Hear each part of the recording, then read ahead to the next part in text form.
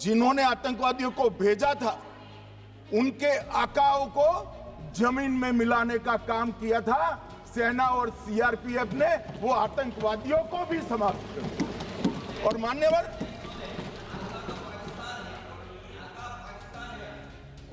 कौन पाकिस्तान से आपकी बात होती है क्या? अरे बैठ जाओ बैठ जाओ बैठ जाओ भाई।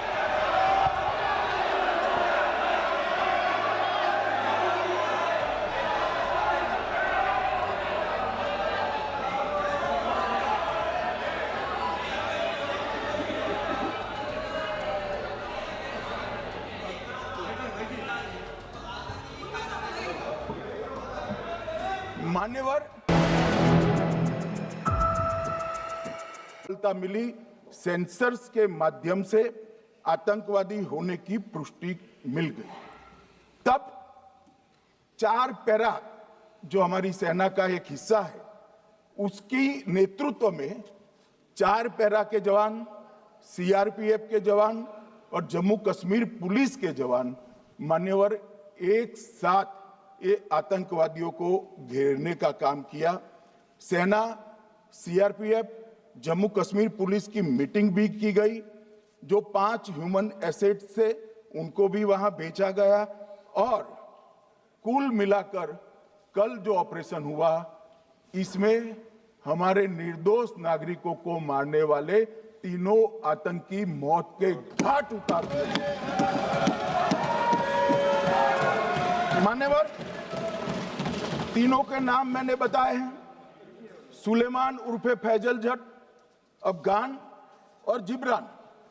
मान्यवर, वो तो एक आशंका थी कि यही लोगों ने घटना की है, मगर मैं बाद में एनआईए की जांच पर आता हूं, एनआईए ने पहले से ही इनको जिन्होंने आसरा लिया था वो लोगों को गिरफ्तार कर रखा था। उनको खाना पहुंचाने वाले लोगों को अपने कब्जे में रखा था। तो जब आतंकवादियों के शव श्रीनगर आए, इनसे पहचान कराई गई। 4 लोगों ने पहचान लिया, यही 3 लोग थे जिन्होंने पहलगांव में आतंकी घटना को। मगर हमने इस पर भी भरोसा नहीं किया मान्यवर, कोई जल्दबाजी नहीं की। हमने जो आतंकी घटना स्थान से कारतूस मिले थे वो कारतूस का एफएसएल रिपोर्ट पहले से करा कर रखा था और चंडीगढ़ सेंट्रल एफएसएल के अंदर बैलिस्टिक रिपोर्ट के आधार पर उनका रिपोर्ट तैयार था। जब ये कल आतंकवादी मारे गए, इनकी 3 राइफलें पकड़ी गई। एक M9 अमेरिकन राइफल थी और 2 AK-47 राइफल थी। जो कारतूस मिले थे वो भी M9 और AK-47 के भी थे, मगर हमने इससे भी संतोष नहीं माना।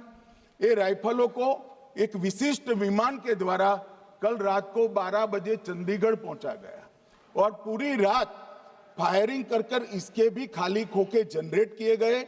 2 खोखों का मिलान किया गया, राइफल की नाली और निकले हुए खोखों का भी मिलान हो गया। तब ये तय हो गया कि इन्हीं 3 राइफलों से हमारे निर्दोष नागरिक मारे गए। और मान्यवर, आज मैं सदन को बताते हुए बहुत खुश हूं। मोदी जी ने ऑपरेशन सिंदूर कर आतंकवादियों को जिन्होंने आतंकवादियों को भेजा था उनके आकाओं को जमीन में मिलाने का काम किया था सेना और सीआरपीएफ ने। वो आतंकवादियों को भी समाप्त कर दिया। और मान्यवर,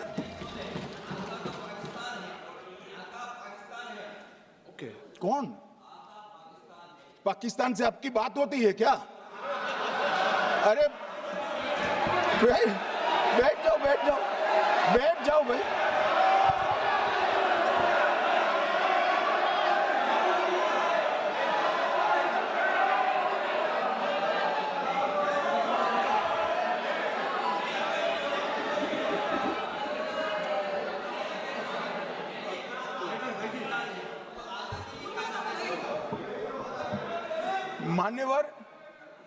मान्यवर, मैं बताता हूं कैसे इनके आका मारे गए, वो भी नाम के साथ बताता हूं, जगह के साथ बताता हूं, घंटे, मिनट और सेकंड के साथ बताता हूं। मान्यवर, मैं तो अपेक्षा करता था कि जब ये सूचना सुनेंगे पक्ष विपक्ष में खुशी की लहर दौड़ जाएगी, मगर ये स्याही पड़ गई इनके चेहरे। ये क्या है मान्यवर, किस तरह की पॉलिटिक्स? भाई आतंकवादी मारे गए, आपको इसका भी आनंद नहीं है?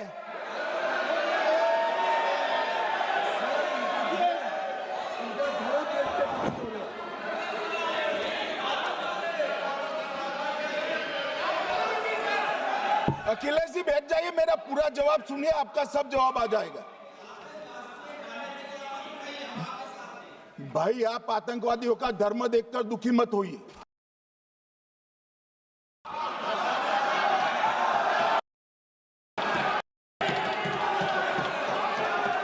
अखिलेश बैठ जाइए यार।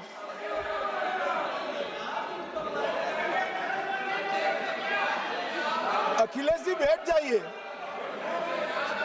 मान्यवर, किसी को संशय रखने की जरूरत नहीं है। बैलिस्टिक रिपोर्ट मेरे पास है, मेरे हाथ में है, और 6 वैज्ञानिकों ने इसको क्रॉस चेक किया है। सुबह 4:46 पर फोन पर मुझे 6 ने वीडियो फोन पर कहा है कि 100% वही गोलियां हैं जो वहां चलाई। मान्यवर, ये हमारे देश की सेना, सीआरपीएफ और जम्मू कश्मीर पुलिस, ये तीनों का एक साझा बहुत बड़ा कामयाबी है, जिस पर 140 करोड़ को नाज होना चाहिए, देश की जनता को नाज। मान्यवर, मैं तो गया था वहां पर जब ये घटना हुई। दूसरे दिन इनके परिजनों को मिला था। 6 दिन की शादी वाली बच्ची विधवा होकर मेरे सामने खड़ी थी। आज तक मैं वो दृश्य नहीं भूल सकता। मगर आज सारे परिजनों को मैं कहना चाहता हूं कि मोदी जी ने ऑपरेशन सिंदूर से भेजने वालों को भी मारा, और हमारे सुरक्षा बलों ने जिनको भेजा था उनको भी मारा, और एक ऐसा सबक सिखाया है कि आने वाले कई दिनों तक कोई ऐसी हिम्मत नहीं कर पाएगा। मान्यवर, मैं थोड़ा एनआईए की जांच के बारे में भी बताना चाहूंगा। मान्यवर, जिस दिन लश्कर-ए-तोयबा ने और इसके आउटफिट टीआरएफ ने इसकी जिम्मेदारी ली, उसी दिन हमने तय कर लिया था कि ये जांच एनआईए को सौंप दी जाएगी, क्योंकि एनआईए आतंकवाद के केसों की जांच के लिए, वैज्ञानिक तरीके से जांच करने के लिए और सजा कराने के लिए महारत हासिल की हुई विश्व मान्य एजेंसी है, जिसका सजा कराने का दर 96% से ज्यादा है। मान्यवर, हमने तुरंत ही इसकी जांच एनआईए को दे दी। हमने पूरी व्यवस्था की। सेना, बीएसएफ, सीआरपीएफ और जम्मू कश्मीर पुलिस ने कि लोग देश छोड़कर भाग न जाए, और मान्यवर, इसकी जांच की शुरुआत हुई। एक थकाने वाली बहुत लंबी जांच हुई है। जांच के दौरान मृतक के परिजन जो साथ में थे, उनको सभी को चर्चा किए गया। पर्यटकों, खच्चर वालों, पोनी वालों, फोटोग्राफर, कर्मचारियों, विभिन्न दुकान में काम करने वाले लोगों, कुल मिलाकर 1055 लोगों की लंबी 3000 घंटे से ज्यादा पूछताछ इंफॉर्मेशन के लिए की गई, और इस सबको वीडियो पर रिकॉर्ड कर दिया गया। और बाद में इसके आधार पर स्केच बनाया गया, और ढूंढते 22/6/25 को एक बशीर की पहचान की गई और परवेज की पहचान की गई, जिन्होंने आतंकवादी घटना के अगले दिन आतंकवादियों को शरण दी थी। उनको अपने ढोक में रखा था। वो दोनों को गिरफ्तार कर लिया गया। अब वो हमारी कस्टडी में है। दोनों अपराधियों ने गिरफ्तार अपराधियों ने खुलासा किया कि 21/4/25 की रात को 8 बजे 3 आतंकवादी बेसरन से लगभग 2 किलोमीटर दूर स्थित परवेज ढोक में आए थे। आतंकवादियों के पास AK-47 और M9 कार्बाइन थी। जो 2 आतंकवादियों ने काली पोशाक पहनी थी और एक ने छद्म वेश किया था। खाना खाया, चाय पी और ढोक से निकलते वक्त कुछ खाना, नमक, मिर्च और मसाले लेकर वो चले गए। मान्यवर, उस वक्त हमने जिन खोखों को रिकवर किया था, इसको हमने चंडीगढ़ FSL में टेस्टिंग के लिए भेज दिया और जब चंडीगढ़ FSL में टेस्टिंग के लिए भेजा गया तो वही राइफल से एप्को आतंकी हमला हुआ था, वो भी निश्चित हुआ। तो आज इसके साथ साथ दूसरे एप्को आतंकी हत्या को अंजाम देने वाले आतंकियों का भी इसके साथ ही समाप्ति हुई है, उनको मार दिया गया है। मान्यवर, और इसके बाद में स्केच बनाया गया। गिरफ्तार किए गए दोनों आरोपियों की माता जो थी, इन्होंने ये तीनों आतंकियों के मृतदेहों को पहचान लिया है। दोनों आतंकवादी घटना में साथ लेने वाले उनके साथियों ने भी पहचान लिया है और अब उसकी FSL की पुष्टि भी आज सुबह 4 बजे हो गई थी। अब मैं जांच का पूरा ब्यौरा बताना चाहता हूं। मान्यवर, ये हमले में 3 पाकिस्तानी आतंकवादी थे।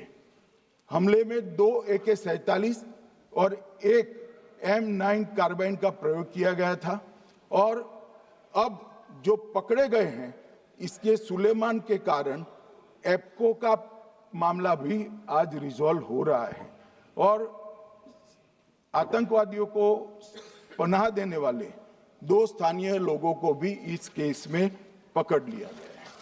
अब मान्यवर, कल पूछते थे कहां से आए, कहां गए, किसकी जिम्मेदारी है। भाई, जिम्मेदारी हमारी ही है, हम सरकार में हैं, हमारी ही जिम्मेदारी है।